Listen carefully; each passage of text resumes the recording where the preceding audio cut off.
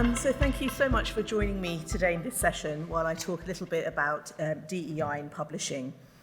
As was mentioned in the intro, I've been in publishing for over 20 years, and although I'm delighted to be here and see some familiar faces, I'm also slightly dismayed that in 2022 we're still actually having to talk about diversity and inclusion across various industries.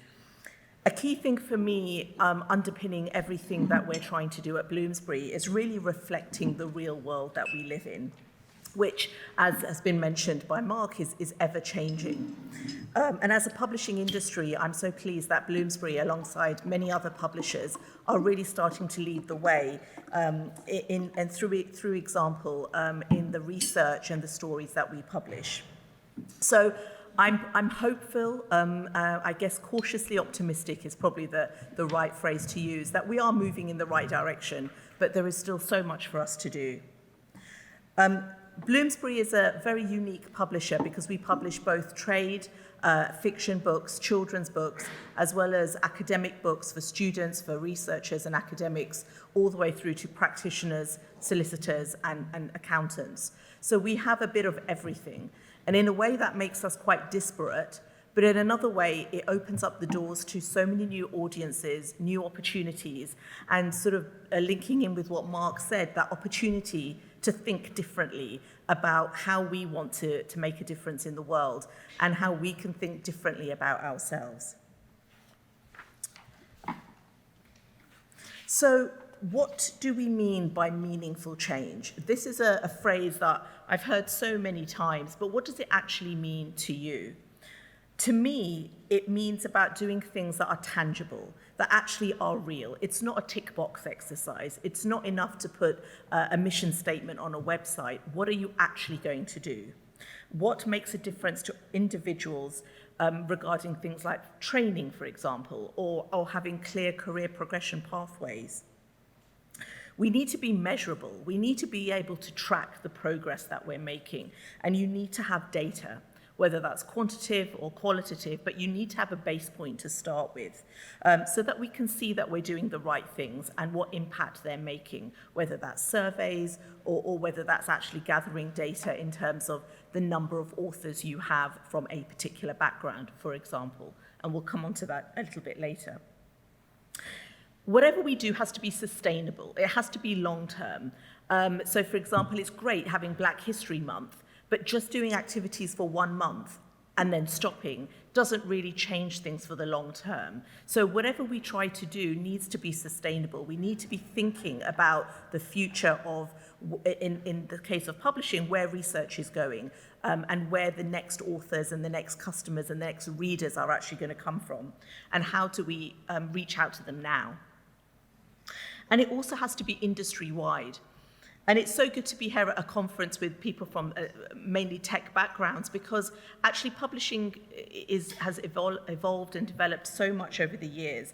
And it's so good to be talking about diversity here, because actually a lot of what we do is linked to what you do. The way that we publish, the way that we access content has changed over the years towards a more digital and a more online basis, whether that's through audio or video or AI or any other forms of accessibility. So it's important that we work with different people in different industries to think about that accessibility, to think about what tools can we provide, how do we make this content available to a wider audience. And I think there are a lot of synergies and similarities between the publishing industry, which traditionally has been very book-based, very content-based, very editorially driven, but then really linking that up with technology and innovation and some of the things that Mark talked about. The things are not mutually exclusive. So the challenges that we face as a company, and I think this can be extended out across publishing, it falls into 5 broad categories. It's the pace versus the expectation. The rate of change that we can actually achieve is probably a lot slower than what people want. And Bloomsbury is only a 35-year-old company, and in terms of our academic publishing, we're actually going to be celebrating 15 years next year. it's not been around for a very long time. We can't compete with other companies that have been around for decades or even centuries. We've still got a lot to do. But there is definitely a desire there to do it, but we also have to be realistic about where we start. Mark talked about bravery, and I think, there's a lot of synergies between I think how a lot of us think about this. We have to be brave. Some things won't work, but we have to start somewhere. And I think we can't be afraid to try new things. Education and outreach, I think it's so important to be more visible, visible in communities, visible especially in those communities with lower social mobility and income, communities in the global south, even communities within parts of our own country that don't quite understand what opportunities are there for them. Publishing is also less visible than other creative industries like film or TV, and so traditionally have offered lower salaries as well, which is well known. So I think we've got a big job in actually really demystifying what publishing is about and allowing people from different backgrounds to think that that could be a career for them. And also progressional support. So, really having that route into senior roles for women, but also for people from ethnic backgrounds as well. And again, when you look at the senior roles, even within publishing today, if you look at the makeup of many boards, most of those are still heavily dominated by men. So how do we begin to overcome these challenges? I think the key thing to say about this is it's through collaboration. It's through doing events like this. It's about talking about it. It's about making those connections and those relationships. And I hope, to be able to do this a lot more now that, we're back to doing face-to-face events. The last 2 years have been very interesting, but not the same. Not the same as actually being able to sit in front of somebody. And again, Mark mentioned the word trust. I was once asked by a society in the US whose journal we were publishing, he basically said to me, look me in the eye and tell me why we should continue to stay with you. Why should I trust you with my journal? And that's what people want. They want to know who you are. They want to know that they can trust you. And they want to know that what you're doing is in the best interest of everybody. So at Bloomsbury, we have created an action plan, and this was launched in May 2021. So again, we're right at the beginning of our journey here, but a much needed plan which was put together in collaboration with all of our staff. And our ambition is to diversify our publishing output as well as our workforce. Now, as I said, there are so many things that we can be doing, but we've got to start somewhere. So we're trying to be very specific about those first steps that we take. And we have 5 main areas that we're focusing on in this plan. Recruitment. So we have a clear target to meet regarding ethnic minority representation within our workforce. So currently, the Publishers Association stats show that in the UK, just over 13% of staff working in publishing are from a Black or minority ethnic background. And in the US, that figure is just under 20%. Now, if you think about, again, how many of those people we're trying to get to and we're trying to bring into this industry, I don't think we've done a very good job of it so far. So there's a huge amount for us to do there. So at Bloomsbury, by the end of 2024, we're aiming for 20% of all new recruits to be from Black and minority ethnic backgrounds and 35% in the US. So this is a target we have given ourselves to really try to diversify our workforce, to amplify the voices of people from different backgrounds, and to bring different ideas into our business. Again, that sense of open-mindedness, of bravery, of thinking about things from a different perspective. And we're going to make improvements to our whole recruitment process in order to meet these targets, from working with different organisations like Creative Access, more apprenticeships, and mentoring schemes as well. The other area of focus is retention, training, and development. In 2021, we made a massive step forward here by actually creating a learning and development set of resources for our staff. You might think, well, that's obvious, but actually there are things that, as you're building up a company and you're developing yourself, just fall down the list of priorities. And we've now changed that around to reprioritize this.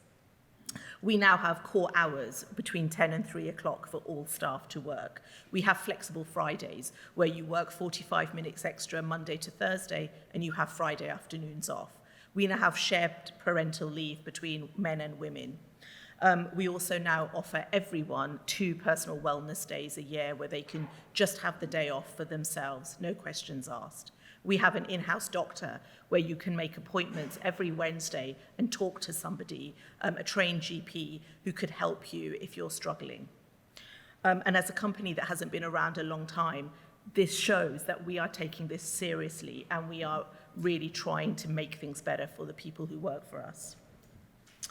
We also have an employee voice program where staff and senior management come together and discuss issues. We also have 11 employee-driven networks from the Bloom network, which is for ethnic minority background staff, to LGBTQ, plus disabilities, parents and carers, and so forth.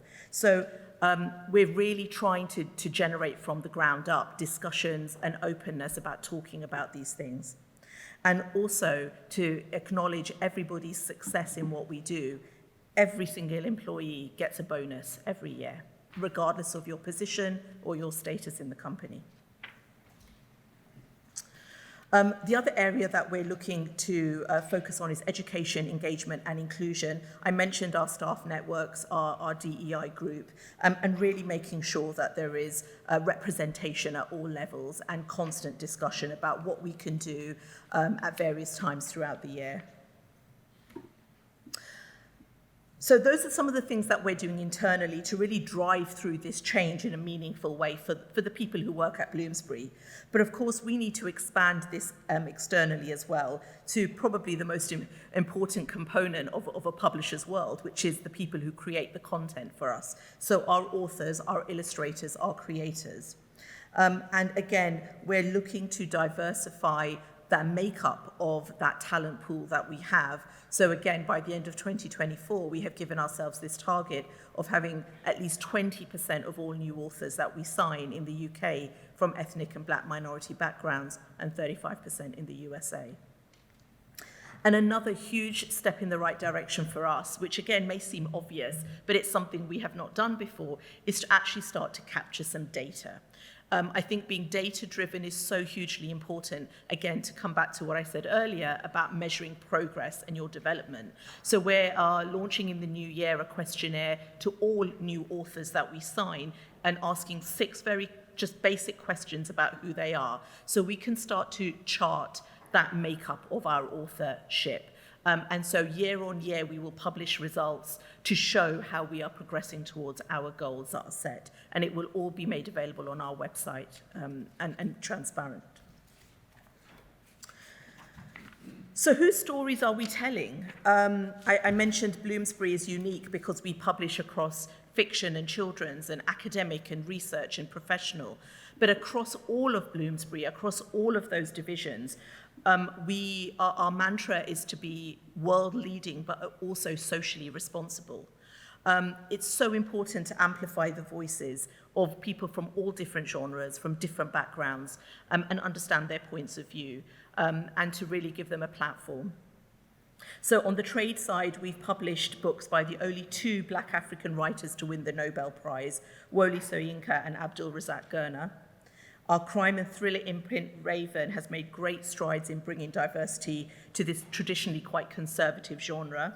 And there's widespread acclaim for Imran Mahmood's book, I Know What I Saw. I've also mentioned perhaps previously, that we have a mentorship program. We are also introducing a new writers program as well to really help develop writers from less privileged backgrounds.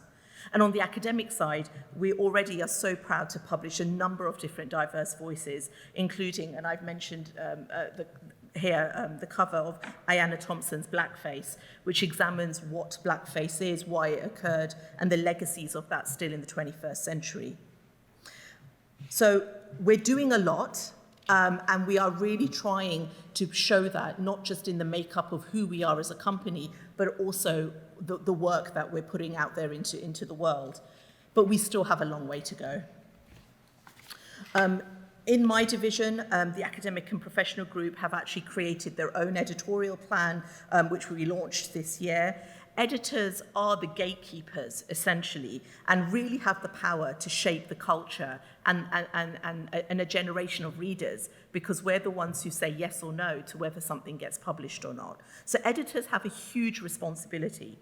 And we came together this year to really think about how do we take that responsibility and make and have some actions that through that we can really take that gatekeeper responsibility and open it up so to make sure that we are amplifying those voices of a wider audience. So we want to lead by example. We're doing a lot of training, we're doing a lot of outreach events. We have these targets that we're looking for, we're doing mentorship, and we're regularly talking to our authors and our partners and the institutions that they're based at about what we can do to really demystify the publishing world and really get to people who deserve our support, development, and deserve to be published.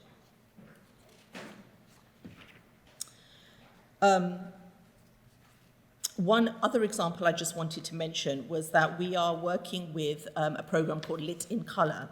And this was started by Penguin Random House and a race equality think tank, the Runnymede Trust in the UK.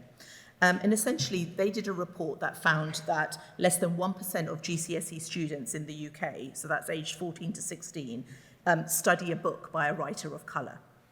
So one of our imprints, Matthew in Drama, has been involved with working with this group, and we actually donated thousands of books through Pearson's Pioneer Programme last year, and then this year we've actually become a partner, and we're working with this group to put forward plays and texts by writers of colour to be studied at GCSE level by students across the country.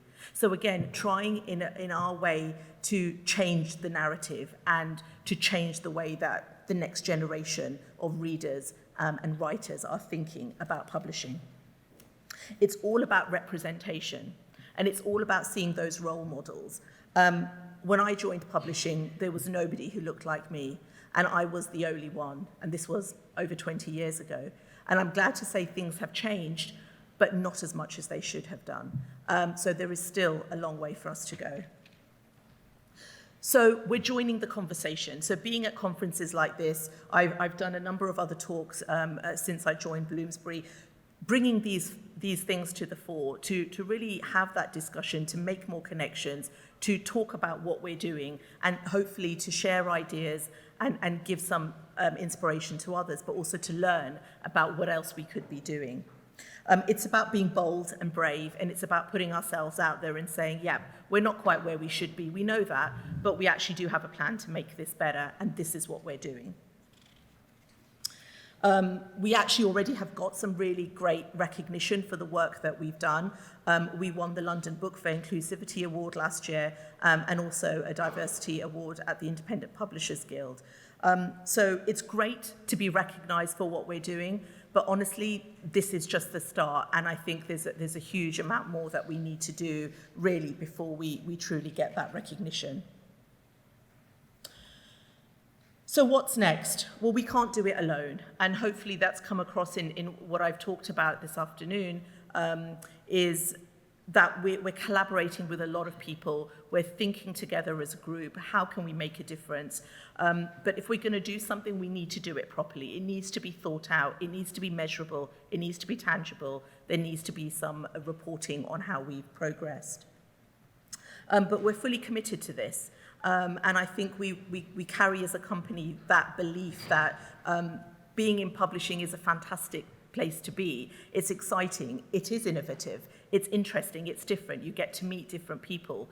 And again, coming back to how the tech industry is involved, we're thinking about the future of how you access content, the future of research, the involvement of AI, toolkits, digitally published content, doing things in a different way. And how do we continue to be brave and innovate and think about research, think about content in a different way over the next 5, 10 years as we move forward. And I think there are a lot of synergies that can be brought together as we go along this journey. So I think that's where I'm going to end it for now, and very happy to take any questions. And thank you so much for your time and attention.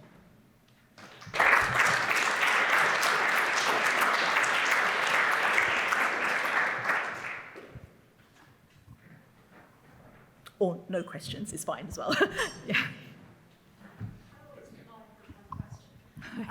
So one of the things that I do in my not so infinite free time is volunteer with UKSG as a trustee, and we've been putting together our November conference on the subject of diversity, equity, inclusion, and we're looking very broadly at inclusion beyond what, for lack of a better term, is traditional DEI. Yeah. And we've come across a real dearth of programs around career switches, and I was wondering if Bloomsbury are doing anything on that topic. As in coming into publishing from a different career? Yeah. Yeah, that's a really interesting one. I think, so one of the things we're doing at the moment in general around careers is we've actually partnered with a third party called Inecto, and we're actually doing a whole job evaluation of the whole company. So we're looking at every job role, we're looking at every salary banding, and we're looking at the competencies and skills that are required at every level to progress your career forwards. Because I think that's something that we need to be more transparent about, and again, helps to demystify the opportunities within publishing. You know, it's not just about being an editor. There are so many different parts. And actually, you know, I have recruited people who've had music degrees, who've had absolutely nothing to do with publishing or English or anything like that.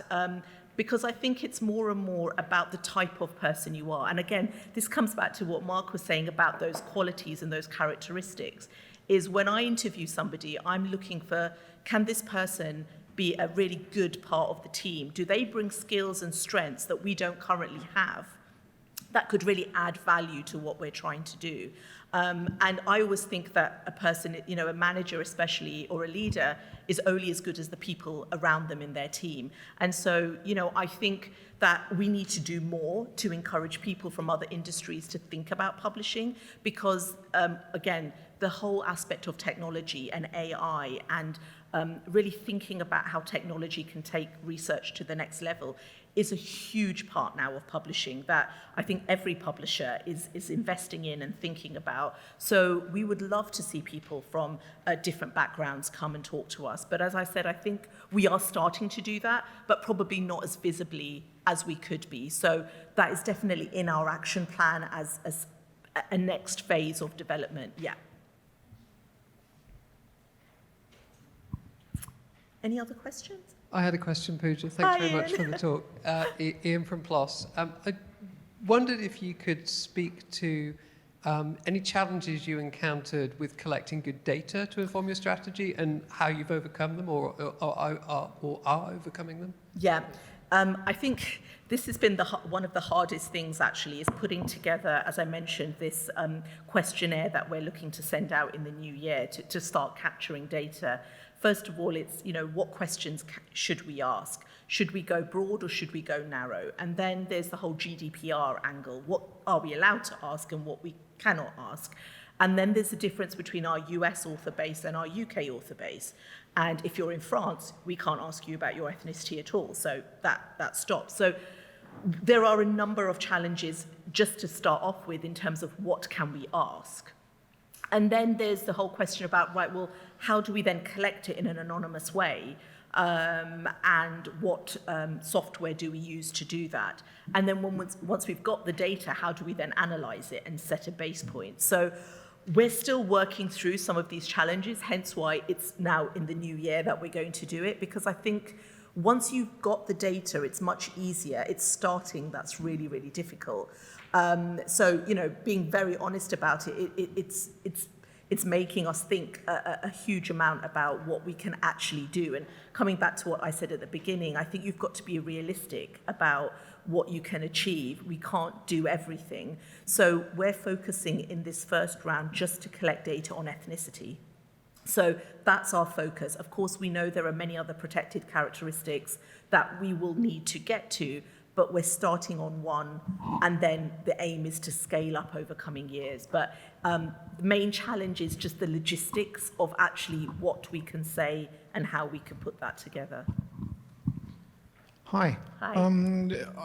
I think many of us use Scholar One, and they're about to roll out some features which you can turn on, ask for gender and ethnicity. But in your work, what are response rates on, because people here can opt out and don't answer. Are you getting good opt-in rates and data that you could actually use? So the honest truth is we've never done this before. So at Bloomsbury, we have never collected this data. So this is a brand new thing for us. So call me back next year and I will let you know how we've done. But the truth is, so I was at Springer Nature previous to this, so I know Scholar One, I know EJP, and I know the data that's collected in books. In the humanities and social sciences, we don't use online manuscript system. So it's still a very much a email system with authors. So again, there's a long way for us to go before we even get to that point where we've got an automated way to collect this. Can I ask, is there anybody else in this room done anything on that side and can say anything about response rates? What I can say is in my experience in the past, where it's an option, you don't get generally a massive uptake. I think if it's a mandatory field that has to be ticked, you're more likely to get people to fill it in, but that has its own challenges in terms of making it mandatory. But yeah, as I said, in terms of where we are with Bloomsbury, give me 12 months and I'll let you know.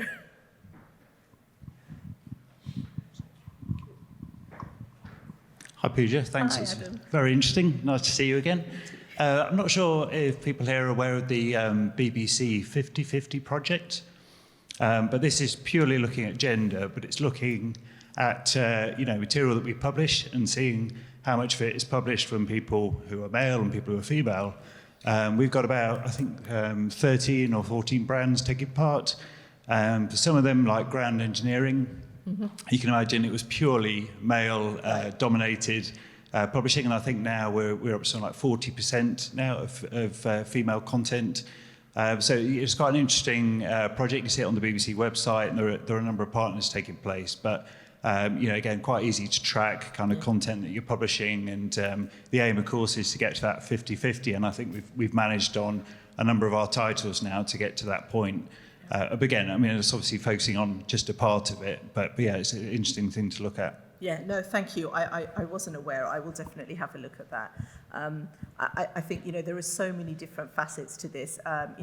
When you think about the mix of male and female, not just in the workplace, but authorship as well, then you think about gender pay gap, and then if you bring ethnicity into that, that's a whole nother level of conversation. So there are so many different layers to this. But again, it's about where do you start and then build up from there. So I'll definitely have a look at that. Thank you. I think in terms of our male to female split, that's one of the stats that hopefully with this questionnaire we'll start to build up that sort of understanding from. But it's exciting because I think there are so many opportunities for us to learn from the data, to learn from other projects that are going on and really take inspiration from that. So I'm hugely positive about where we can go, but I think it takes everybody to take those steps forward. Thank you so much, everybody. Thank you.